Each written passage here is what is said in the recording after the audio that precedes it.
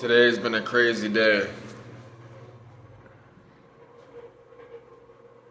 My PO wanted to drive me to work. He said it's policy. You can't have anyone in the car unless somebody's coughed. And he has to have somebody with him.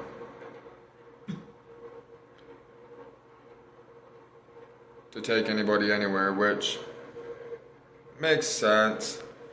There's a lot to that I understand. So I had my brother drive me, which I'm thankful for. So I did get paid for the whole day. Didn't really do much. We staged a bunch of trees today at work, which basically you have a semi, you pull the trees off, you put them somewhere where you have access to them and the semi can actually get, which we're using a Detroit public school. They said we're allowed to use their property to put all the trees, which was kind of nice because the semi could actually get in and get out. The trees have been there since last Monday. We did 66 of them last week. Well, actually, we did more than that. We planted 66 in one day, or 65 actually.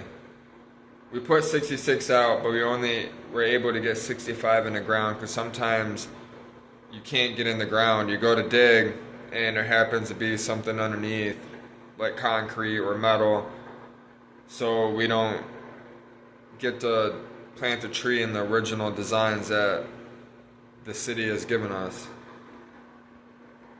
So we ended up today grabbing more trees, which they already had them on the trailer by the time I got to work.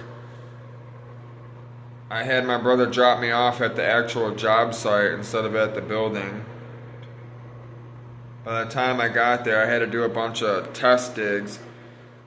The rest of the crews were already dropping trees. They get a piece of paper, or a couple pieces of papers, that have all the trees mapped out, like what tree goes where, whether it's like a ginkgo biloba, an elm tree, serviceberry tree, whatever tree it is. Which kind of was a pain in the ass because some of the crew members are experienced. They know, like, if this tree is going to be dropped off last, it gets put on the trailer first, in a sense. One of the trailers were all messed up. So, like, trees were getting dropped off in wrong places, had to go back. It was a pain in the ass. I went to Buddy's Pizza today. I really need a second job. I have $360 in my account, and I need $350 of it for this Friday for next week until I get paid. $10 is not enough to last 2 weeks for food. I really had my work cut out for me. When I got to Buddy's Pizza today, Chris, the kitchen manager, already left for the day. So I really feel he's the one I need to talk to get in. But I was able to figure out how far I needed to go, or how long it would take me to get from the Greening of Detroit, where the building is at, ride my bike to one of the main roads, hop on the bus, take the bus down to the other road where Buddy's Pizza is, which is kind of convenient because the bus actually dropped me off pretty close to Buddy's Pizza. Then I started thinking about it, like, I need to really go to my place and kind of clean up a little bit and change. I can't really be showing up in boots and wearing this to go cook pizza and help in the kitchen there, so I don't know if I should bring clothes to clean up. I really don't want to put that much thought into it because I don't even have the job yet. It's been frustrating. my fucking PO gave me all this crazy ass shit. The feds are crazy, man. I got all this questionnaires to do. There's like 1,